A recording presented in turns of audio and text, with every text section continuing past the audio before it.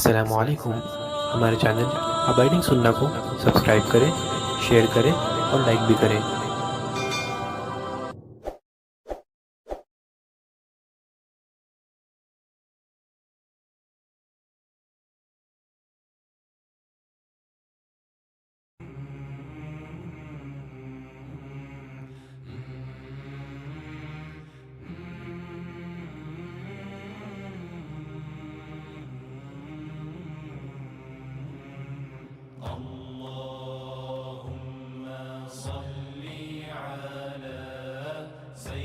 شروعات ہوئی مسیلمہ الکذاب سے۔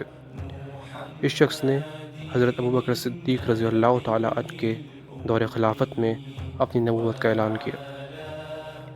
اس کے بدلے میں حضرت ابوبکر صدیق رضی اللہ تعالیٰ عنہ نے اس کے خلاف ایک لشکر بھیجا، جس میں حضرت خالد بن ولید رضی اللہ تعالیٰ عنہ کو لشکر کا کمانڈر بنایا۔ اس جنگ کا نام ہے جنگ یمامہ۔ اس میں بڑے بڑے صحابہ شہید ہوئے، حتیٰ کہ 70 حفاظ صحابہ شہید ہو گئے۔ اس کا تعلق بنی حنیفہ سے تھا، اور جو نئے مسلمان ہوئے تھے اس نے ان کو بھٹکا دیا تھا۔ فہرست میں دوسرا نمبر سجا۔ یہ ایک عرب عیسائی عورت تھی۔ اس نے مسیلمہ اور طلحہ کو دیکھ کے نبوت کا اعلان کرنے والی یہ پہلی عورت تھی۔ اس نے اپنے قبیلے کے کئی لوگوں کو بھٹکا دیا، اور حتیٰ کہ اس کے ساتھ کافی سارے لوگ شریک ہو گئے۔ بعد میں یہ مسیلمہ کذاب کے ساتھ جا کے مل گئی اور اس کے ساتھ ہی نکاح کر لیا۔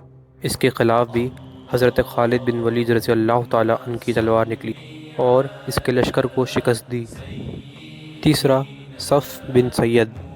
یہ شخص اپنی نوجوان عمر میں حضور اکرم صلی اللہ علیہ وسلم کے زمانے میں حیات تھا۔ حدیث میں ذکر ہے کہ جیسے اس نے حضور اکرم صلی اللہ علیہ وسلم کے سامنے کہا کہ کیا تم مجھے نبی مانتے ہو، تو حضور صلی اللہ علیہ وسلم نے ارشاد فرمایا کہ میں اسی کو نبی مانتا ہوں جس کو اللہ نے نبی بنا کر بھیجا ہے۔ اس پر حضرت عمر رضی اللہ تعالیٰ عنہ نے فرمایا کہ یا رسول اللہ، مجھے اس کی مشابہت دجال میں ملتی ہے۔ تو رسول اللہ صلی اللہ علیہ وسلم نے ارشاد فرمایا اگر یہ دجال ہے تو تم اسے نہیں مار سکتے، کیونکہ عیسیٰ علیہ السلام ہی آ کے اس کو نیست و نابود فرمائیں گے، اور اگر یہ نہیں ہے تو اس کو مت مارو۔ چوتھا طلحہ بن خوالد۔ طلحہ نے بھی جھوٹی نبوت کا دعویٰ کیا، اور حضرت ابوبکر صدیق رضی اللہ تعالیٰ عنہ کے زمانے میں ہی انہوں نے حضرت خالد بن ولید رضی اللہ تعالیٰ عنہ کو بھیجا کہ اس کے لشکر کو شکست دیں۔ حضرت خالد بن ولید رضی اللہ تعالیٰ عنہ نے اس کے لشکر کو شکست دی۔ یہ حضرت ابوبکر صدیق رضی اللہ تعالیٰ عنہ کے دور خلافت کا واقعہ ہے۔ بعد میں یہ شخص مسلمان ہو گیا اور اس نے کئی جنگوں میں شرکت فرمائی اور تابعین میں سے ہو گئے۔ اسود العنسی وہ شخص تھا جس نے نبوت کا دعویٰ کیا۔ اس کا تعلق یمن سے تھا، اور صحابہ اکرام رضی اللہ تعالیٰ عنہ کے دور میں ہی اس کے خلاف جنگ کی گئی اور اسے شکست ہوئی۔ حضرت فیروز رضی اللہ تعالیٰ عنہ نے اس کو جہنم رسید کیا۔ مختار الثقفی یہ شخص شیعہ تھا، اور تابعین رضوان اللہ تعالیٰ علیہم اجمعین کے زمانے میں اس نے نبوت کا اعلان کیا اور حضرت مہدی علیہ السلام کو اپنا خاص بتایا۔ اس سے کافی مسلمانوں کو نقصان ہوا۔ محمود بن فراج یہ شخص ہجرت کے 200 سال بعد اپنی نبوت کا اعلان کرتا ہے۔ اس شخص کی وجہ سے کافی لوگوں نے سمارا اور بغداد میں جو تھے ان لوگوں نے اس کی پیروی کی۔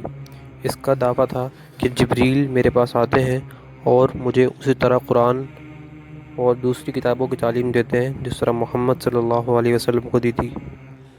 باب یہ شخص ایک اور بہت بڑا جھوٹا اور مکار انسان تھا۔ اس شخص نے نبوت کا دعویٰ کیا، حتیٰ کہ اپنا ہی ایک مذہب قائم کیا۔ یہ شیعہ تھا، اور اس نے حضرت مہدی کے قرب کا دعویٰ کیا۔ اس نے کہا کہ یہ ابراہیمی دین ہے اور قرآن اور سنت کا اب کوئی معنی نہیں۔ بہاء اللہ اس شخص نے اپنے ہی مذہب کی شروعات کری، جسے لوگ آج بھی جانتے ہیں بہائی فرقہ۔ یہ عباسی خلفاء کے دور میں موجود تھا اور اس کو قید کر دیا گیا تھا۔ اس قید میں بھی اس نے ایک کتاب لکھی جس کا نام کتاب الاقدس تھا، اور اپنا نیا مذہب اس نے ظاہر کیا۔ امریکہ میں اور دیگر کنٹریز میں اس کے آج بھی کئی ماننے والے ہیں، جنہیں بہائی مسلم کے نام سے جانتے ہیں۔ ایلیجا محمد، یہ شخص عیسائی تھا، پھر شیطانی فرقے سے جڑا اور پھر اسلام لے کر آ گیا۔ اس شخص نے نبوت کا دعویٰ کیا اور پھر نئے مذہب کی شروعات کری۔ 1930 میں یہ موجود تھا۔ حکیم آغا خان کا تعلق شیعوں کے اسماعیلی فرقے سے تھا۔ اس شخص نے نبوت کا دعویٰ کیا اور آج بھی لوگ جانتے ہیں آغا خانی مسلمانوں کو۔ مرزا غلام احمد، یہ شخص بڑا ملعون تھا اور برٹش جو ہندوستان میں راج کر رہے تھے انہوں نے اسے استعمال کیا تاکہ مسلمانوں کو بھٹکا سکیں۔ یہ شخص برٹش کی سازشوں کا نتیجہ ہے۔ ایک نئے مسلمانوں کا فرقہ جسے احمدیہ کہتے ہیں وہ وجود میں آیا اور وہ آج بھی بڑے طبقے میں موجود ہے۔ یہ شخص 1835 میں پیدا ہوا اور 1908 میں مر گیا۔ محمود بن طہا، یہ شخص سوڈان سے تعلق رکھتا تھا۔ اس شخص نے کئی مسلمانوں کو اپنی جھوٹی نبوت سے لوگوں کو گمراہ کیا۔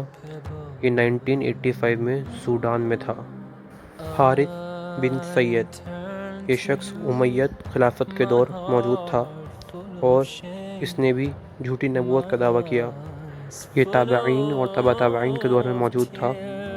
صالح بن طریف، یہ شخص بھی ایک مملکت کا بادشاہ تھا اور اس نے اپنی نبوت کا دعویٰ کیا۔ ریاض احمد گوہری، یہ شخص ہندوستان میں پیدا ہوا اور اس شخص نے جھوٹی نبوت کا پھر دعویٰ کیا۔ یہ 1941 میں موجود تھا۔ اس کے خلاف علماء کرام نے فتویٰ دیا کہ یہ گمراہ ہے۔ یہ کہتا تھا کہ خدا نے مجھے بھیجا ہے تاکہ اس کی محبت کو لوگوں میں عام کروں۔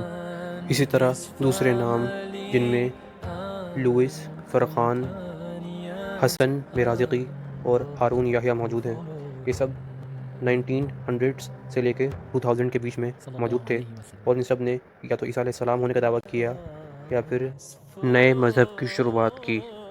اور دوسرے ناموں میں جاسمین اور ڈاکٹر ڈرائٹ یارک موجود ہے۔ 30واں جو نام مشہور ہے اور سب سے بڑا فتنۃ الدجال ہے۔ شخص کا بیانہ ہے یہ بنی اسرائیل میں سے ہوگا اور یہ یہودیوں کو تقویت دے گا اور پہلے عیسیٰ علیہ السلام ہونے کا دعویٰ کرے گا، پھر بعد میں خود کو خدا کہے گا۔ سارے نبیوں نے اپنی امتوں کو اس کے فتنے سے ڈرایا ہے۔